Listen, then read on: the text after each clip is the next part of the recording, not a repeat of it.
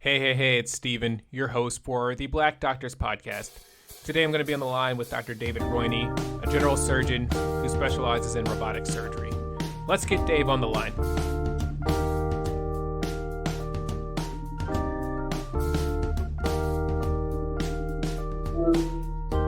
What's going on, brother? Dr. Rhoiney, how are you? I'm good, man. How are you? I'm great. Welcome to the Black Doctors Podcast, which features our stories told by us. Sounds good, man. I'm excited to be here. Good. So Dr. Rhoiney, he's a general surgeon. I actually get to work with this guy at my current practice. Amazing surgeon. Tell us about your current job and the roles you perform as an attending general surgeon. So I am a staff general surgeon, Dr. David Rhoiney. I do general and robotic surgery. I'm one of the newer surgeons, so I tend to try and stick to the robot quite a bit. I do abdominal wall reconstruction as well as acute care general surgery with some breast cancer and other cancers mixed in. But for the most part, my daily duty is doing surgery and teaching residents. I'm one of the residency faculty. That can be trying at times because it means that I have to, I'm a new attending. I want to do my own cases, but I got to go ahead and make sure I take a step back and I'm giving back to the next generation by teaching a residency program. One thing that's been incredibly clear to me is that kind of the better clinician you are, the better you're able to teach. So one of the first times I worked with Dr. Rhoiney in the OR, I was impressed by how quickly he set up the resident for success. I think it was a lap chole, and he set it up, let the resident take over, fix their mistakes, but let them do a large portion of the case. I was very impressed by that. It testifies to his skill as a surgeon. So first off, let me say thank you by saying that, by the way.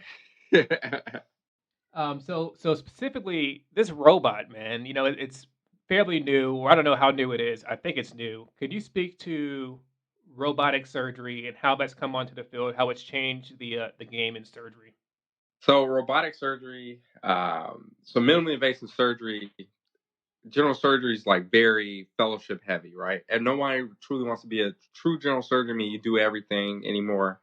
I'm still one of those people that likes to do everything, but robotic surgery sort of takes the minimally invasive surgery with laparoscopic surgery, with lap chole is one of our most common procedures that we do in the world, and it makes it a little bit easier on you. It increases your longevity because you're sitting down. You get better visualization because I have 3D visualization and 10 times magnification, and the ergonomics is better. Robotics is a way for me to save my back, save my neck, and while giving me great visualization. Plus, I get to use my hands. It's got a high learning curve, right? So most people, it's hard for them to translate laparoscopic, which is a straight sort of stick approach where you're like T-Rex and everything, versus robotic, where I get to move my entire wrist, and it's almost like playing a video game. Yeah, well, you do a good job of making it look easy. I might have to get on the sticks one of these days. So if you want to get on the Da Vinci, man, I'll take you through. They even got a lab where you can actually peel the skin off a grape and suture it back. That's awesome. So I want to hear more about your story, man. I've seen bits and pieces of it on your Twitter, some of the things that you've dealt with in your past. But starting from the beginning, whatever you're comfortable with sharing, talking about how you came up and ended up in college. So, one, I got to give all praise to the Lord above because I actually shouldn't even be here, right? So, originally I was born in Hawaii to a father who was in the Marine Corps at the time. My mom was originally from Compton, California. So we bounced around for a little bit, ended up in California. And then my dad sort of pieced out on us, right? Never saw him again. Barely heard from him. I don't even talk to him today. I have no relationship with him. But basically, what ended up happening is all our financial troubles went magnified.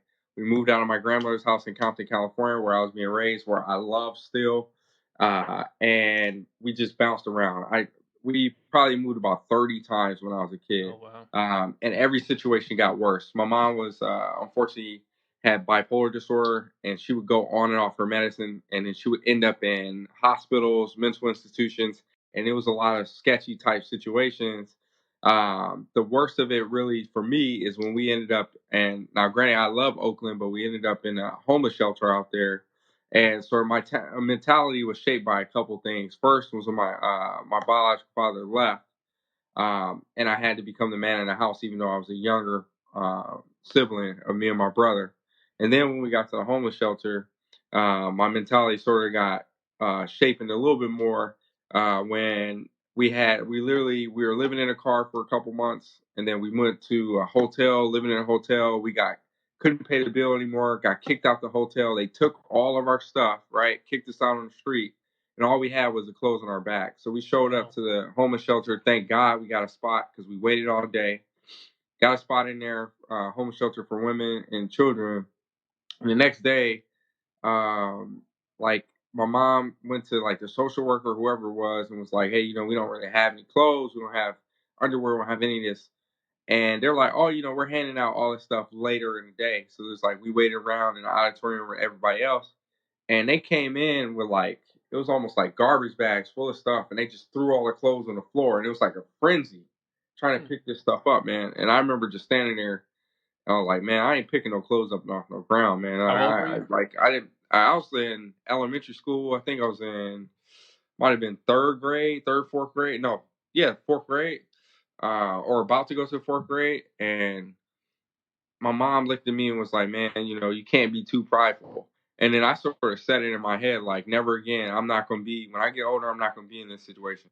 And so I just kept sort of focused, and I went through a lot of anger and stuff like that. Because I went through quite a bit. I mean, I almost lost my life at that point. Was my uncle was doing some crazy stuff in Oakland with some drugs and whatever, and he had stole some stuff, and a drug dealer showed up at our house, and I opened the door, and it was a shotgun right in my face, and the guy was supposed to shoot me, and he didn't because he realized I guess he got second thoughts, right? So he was supposed to shoot me in the face. My mom stepped in front of him and then refused to back down from him, and the only reason why they spared our life is because they said my mom had heart. So we went back to SoCal. Finally started to get on our feet. My mom's doing a little bit better. She's sort of working, and she's working her tail off, man. 2, 3 jobs at a time. Me and my brother start to do a little better, and then we finally made it to Long Beach.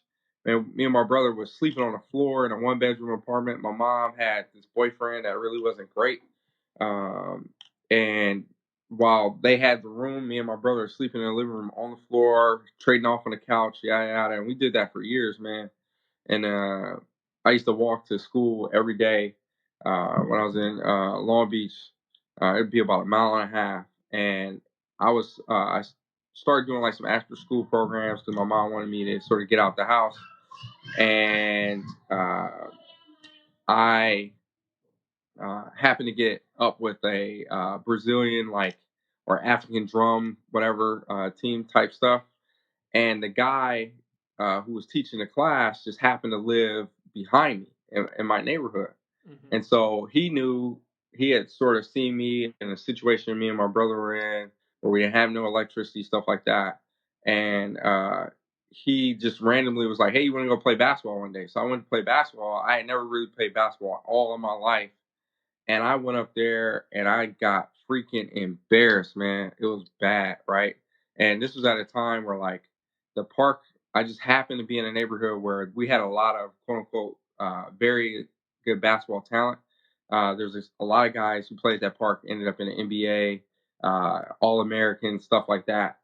And I couldn't get on the court, and it pissed me off. And so when we went back, um, he actually just gave me the basketball, right? Just flat out gave it to me. I was like, "Hey, Wow. can I borrow your basketball?" And he was like, "You can have it." And so from then on, every day, I would go back to that park. I practice dribbling. I practice shooting. So eventually, I worked hard enough, and I ended up being a pretty good basketball player in high school. So I started getting recruited. But then my junior year, I broke my wrist. Broke it pretty bad to the point that the orthopedic surgeon was like, "Ain't no way you playing basketball." He actually told my mom, "I'll never play again." Um, so again with the people telling me I won't do something. So I went ahead and I did my own physical therapy because we couldn't afford it, right? Wow. Did my own physical therapy, taught myself how to like really bend my wrist again. I came up with ways to be able to dribble the ball, stuff like that. And slowly but surely, I started getting my strength back in my hand and my wrist. I started playing basketball again. But then my mom got sick for like the real final time, right, where she could not function anymore, and it was because of actually a new attending in psychiatry decided he knew more about bipolar disorder because he just got out of residency. Now he's in this inner city neighborhood, and he took my mom off lithium bicarbonate. If you know lithium bicarbonate, you can't just go off cold turkey, right? You have to wean Yeah. off, and he just took her off, and she had been on it for 30 years at that point, right? And so it sent her in this tailspin, and then and she never recovered for it. Like she never was herself ever again after that. Um, and one day I noticed some changes started happening. She had like a seizure. Then the next day she tried to kill herself. And then I went back and forth to the hospital. And then I get a call. I'm in my AP history class, my junior year. I get a call saying, hey, from my grandmother who I asked to come help, saying, hey, I'm going home. Your mom is tripping. And she left. I'm like, what do you mean she left? Oh man. And she just took off, right? And so I immediately went back to class, was like, hey, I don't feel good. Was like, and tried to head to the nurse's office. In reality, what I did was I just walked right out the front gate and I went and looked for my mom, dropped my stuff off at home, and I went and looked for my mom. And because of like the bus system, I had to walk majority of the way. My school at the time was, I think, like close to 3-4 miles away. So I walked the entire way, got home, then I went out and found my mom.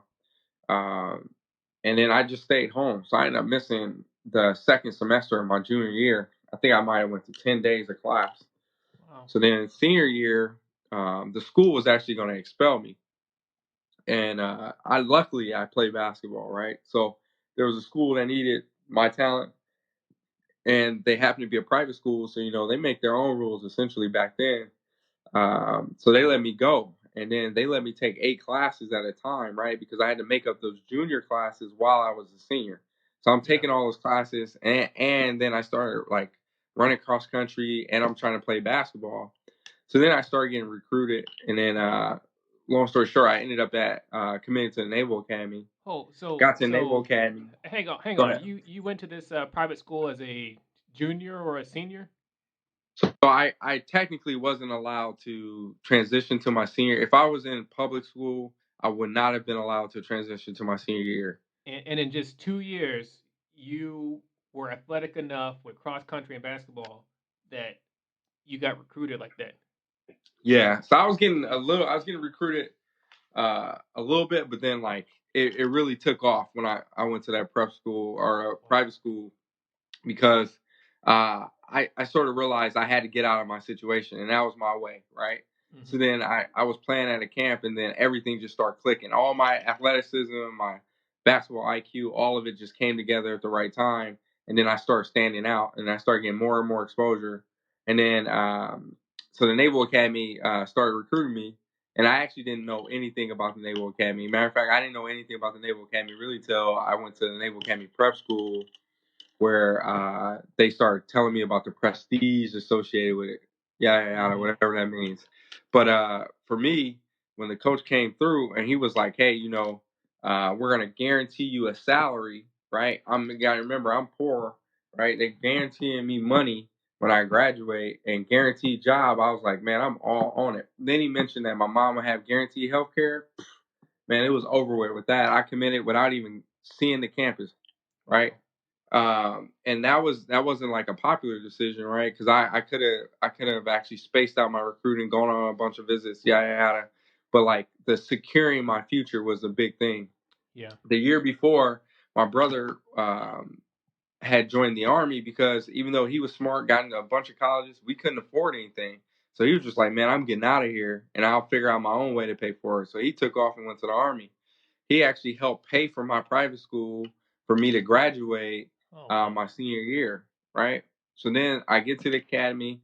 I'm playing. I went to prep school first. Did well there. Was the MVP. Did a bunch of other stuff. Was on the honor roll, dean's list, yada yada. Get to the academy, and man, that's like when I first started like really experiencing racism.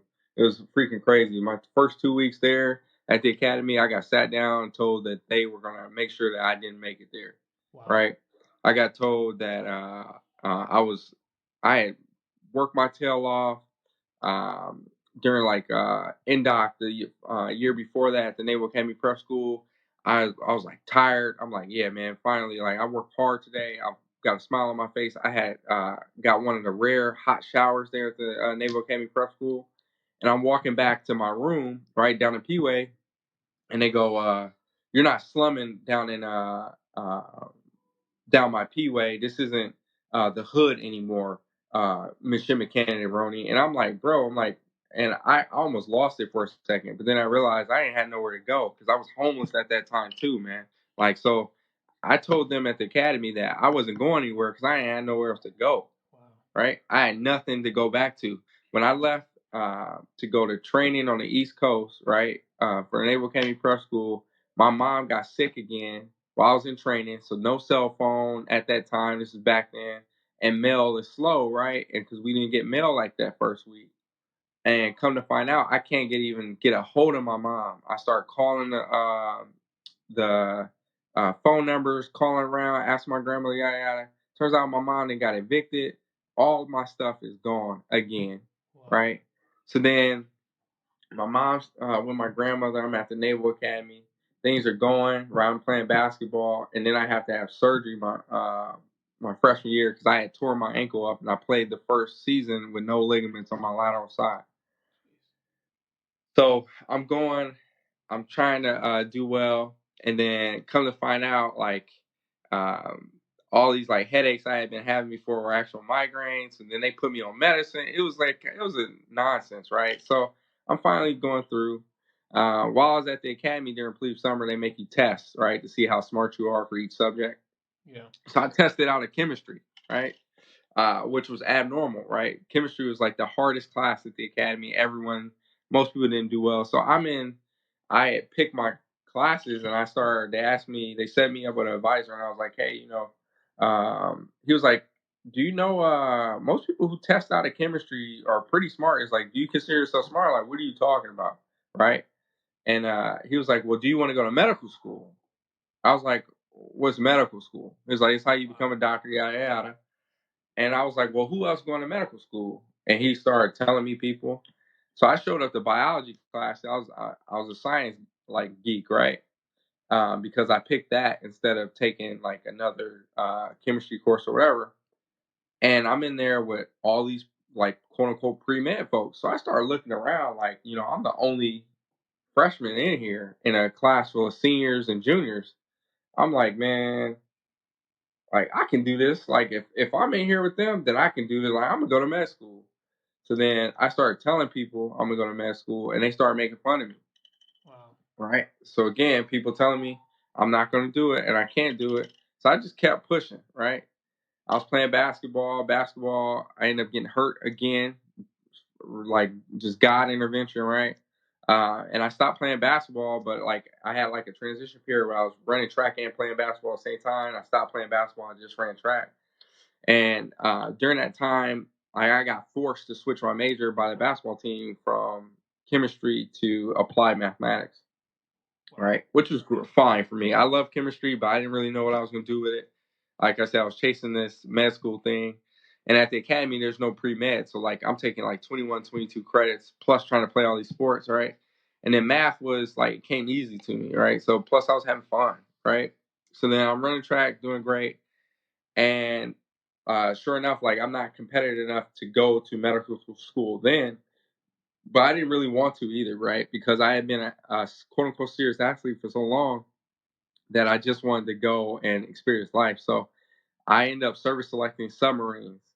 And again, here we go with the nonsense, right? So like I finish one portion of the first portion of my pipeline, and I come in number one in the class, and then I go to class up for my second portion. And it turns out I'm not even in the sub community anymore because the flight surgeon from the Naval Academy didn't submit my medical waiver, right? Wow. So they just kicked me out without even letting me know. So what ended up happening is I got a call. I had a top secret clearance. I got a call, and they were like, "Well, do you want to be a cryptologist?" Right? I had an applied mathematics degree. I'm like, "Yeah, do I get to do some math?" They was like, "Yeah, you get to do some cool math." So I went out and did that for 4 years, including I got a lot of good experience. Got to brief a couple presidents. Got to sit at the table with some higher level folks. Got to learn a lot. Right? I got to work in a think tank doing all that stuff. And I did pretty well for myself. So well that people were kind of surprised I was leaving to go. I made a decision to leave to go to medical school. Yeah, because you told me a certain president knew you by name. Yeah, yeah. So I got a chance to do some high level work for the think tank, and I ended up getting a little shout out by name by a previous president in the White House. So it's kind of cool from that standpoint. And I found that out after the fact, after I got to med school. So it was probably cool because when I called back to talk to my boss, but I ended up doing a contingent resignation, and they let me out of my commitment and let me out of my cryptology community. And but I sort of got blackmailed into the way of being able to transfer. So I had to. My CO at the time during my first command said he wouldn't sign my transfer into the medical corps and my contingent resignation unless I took a deployment to Guantanamo Bay. Right. So I get down to Guantanamo Bay, I'm working, and then now they won't let me off the island for more than a week to do my medical school interviews. Right. Wow. So I'm calling around. I get in medical school. I get my first interview from the AT Still University in Kirksville, Missouri. And so I'm calling these other places, like trying to schedule, see if I'm even going to get an interview, and if they can just do it during that week that I have off, because I have a unique circumstance where I'm deployed. And you're gonna hate this, but like Howard, right? So I'm Oh talking. I no. forgot who the lady was. She called me and was like, "Yeah, we're gonna give you an interview." Call me back, was like, "Hey, are you gonna the admissions committee or whoever just wants to ask, are you gonna take this extra class?" I was like, "No, I can't. I'm deployed." And then I never heard from him again. Right? Man, I think I know who that was too. Yeah. So I got off the island, went for my interview on a Thursday, right? So I took a whole week. I ended up just doing one interview. I interviewed on a Thursday. I flew back to preposition in Jacksonville, Florida on Friday. That Friday night, the school let me know that I got in. They rushed my package through to let me know.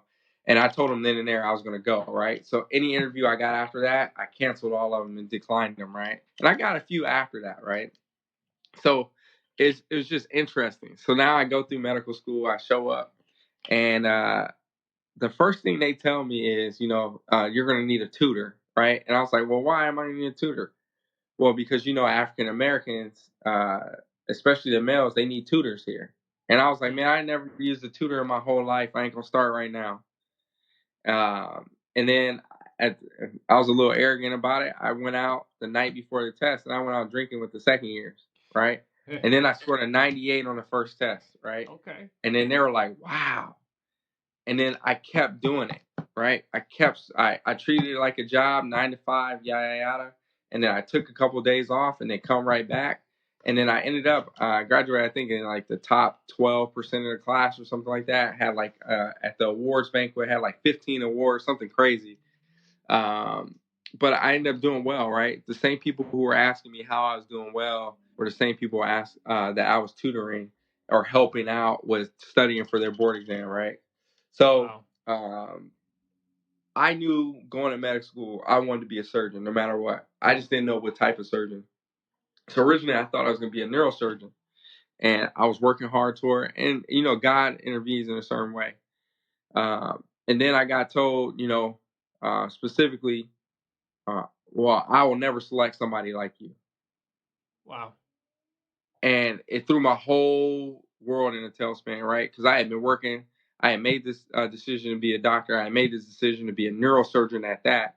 And I was set up for it, right? So I scored well above the 95th percentile on the USMLE step 1 and step 2. Then I scored above the 99th percentile on Complex 1, right? So I'm like, yeah, man, I'm good. Like, I'm going to get neurosurgery. I had neurosurgery publications, yada, yada.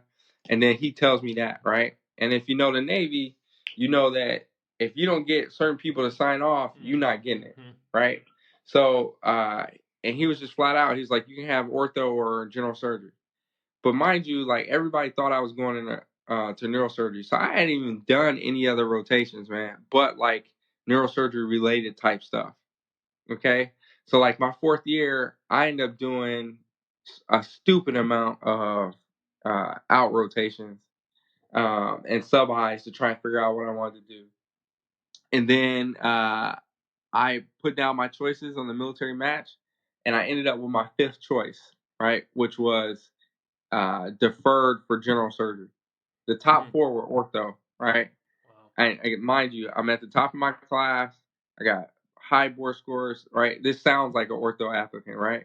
Nah, they pushed me to general surgery. It was a blessing in disguise because I got to train at full deferment for training, and I didn't have to do anything. So I came right back in as a staff surgeon, but now I'm the only African American surgeon in that department, right? Yeah. So that can be a little tough. And that's how I got here, man. Like during residency, I made an effort to make myself learn the stuff that everybody else didn't like. So like people didn't like robotics, so I went around and learned robotics, and I got robotics certified before I left residency. Jeez, man, yeah, that's extremely impressive, and it kind of speaks to your work ethic, your gifts, your talents, which you practiced at and honed those skills. And now, I mean, look at you now, man. You're killing it. Sometimes it don't feel like it, man. I mean, I almost forgot how to use a stapler today because of all the COVID stuff, man. Yeah. And it just took forever. Luckily, I didn't talk about it. I mean, I trained in Chicago just like you, right? So like, and I trained at Mount Sinai, right? It is the one of the busiest hospitals with the least amount of money, right? So like, I'm used to working in low budget situations, and I'm used to heavy volume, right? Yeah. So I was lucky from that regards. It sucked while going through it because my program was a little malignant. I shouldn't say a lot malignant.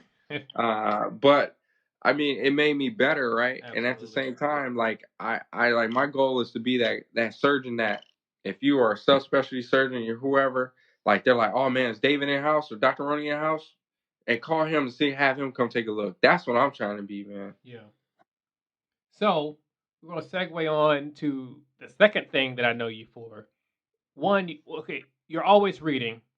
And specifically, recently, you've been reading a lot of financial books. You've been working on, correct me if I'm wrong, like certifications in financial planning, and even started a website about that. So, why don't you speak about generating wealth and your interest in finances? Yeah, so I have a huge interest in finance. The reason why is, man, like I said, I grew up poor. I didn't have any of it. I made every bad financial decision known to man. And partly is because I had to learn through experience, right? I had nobody really teaching me. My parents didn't really uh, hone like my financial literacy, right? I thought checks were used only for check fraud back in the day. I'm not even gonna lie, that's 100% true, right? So like these things I sort of learned by some of the stuff I learned by accident and by emulating those who were around me, right? So when everybody else was going out getting checking accounts or credit cards, so that's what I did. So I wanted to be part of the crowd, and I didn't want to be like the weird kid, right? Um, but like I have a huge passion for finance and financial literacy, health literacy. The reason why is because we don't get it in our community. It's just the reality, right? So unless you come from a stable home where you get to see like your parents together, or you got someone who's successful that you can look to as a role model, majority of our community doesn't get that, right? They don't know that there's options for them to go to college. They don't know that there's options for them to buy a house. They don't know how to get started in investment. Like these are things that I think is important. So like I started the blog because I just wanted to get free information to people out there. The certification thing, I'm thinking about it. I'm still weighing back and forth. I'm probably going to take the course at least so I can set up for it. But basically, my goal with that is to teach people how to manage their money and manage it correctly, right? Majority of the generational wealth which is created in this country less than 8% of it is by African Americans. Wow. That's crazy, right? So like you and I were physicians, we're surgeons, yada, yada, whatever, right? But then what about our kids? What about our grandkids, right? How, like, who is teaching you how to set up your estate so that your money keeps growing and that they keep benefiting off of it? How much money do you need to keep that snowball effect going, right? These are things that we need to talk about because, quite frankly, in my family, money was taboo. I mean, you had to talk about, people used to talk about borrowing $20 on the second after getting paid on the first, right, to last the rest of the month. You know what I mean? So like these things are important to talk about. We need to really, in our community, we need to take the stigma away from talking about money because, to be honest, when I would talk to like my non-minority friends, they have no problem talking about money at all. Yeah. Right? At all. They have no problem talking about their portfolios. They have no problem talking about what investments they have, how their parents taught them or bought them an apartment and all this stuff. They have no problem. So why is it taboo in the Black community? Yeah. So what's the name of your website? Surgify.com. It's a SURGIFI.com. You can find me on Twitter at Surgify. Actually, Phi Surgery is because somebody snaked my name at the last second. And on IG at Surgify. I also have a Facebook page, which is Surgify. And I put out videos. I put out articles. I try and put out checklists. And to be honest, like I'm in the process of trying to create a course for people to just get basic financial literacy, right? The goal is for us all to eat, is what I always say. We can all win, we can all eat, and we can all be successful. We just got to know how to play the game. Amazing. Dave, man, thanks so much for coming and dropping this knowledge. You know, how you went from the streets of Oakland to the freaking Naval Academy, cryptologist, robotic surgeon, and financial savant. We'll definitely have to have you back on so we can speak and pick your brain some more. We'll definitely follow you guys, be able to spread that contact information for the Surgify websites and social media pages. Can't thank you enough for coming on and blessing us. Definitely feel inspired. I know our listeners are going to be inspired by what you've said today. Hey, thank you for having me. I really appreciate it.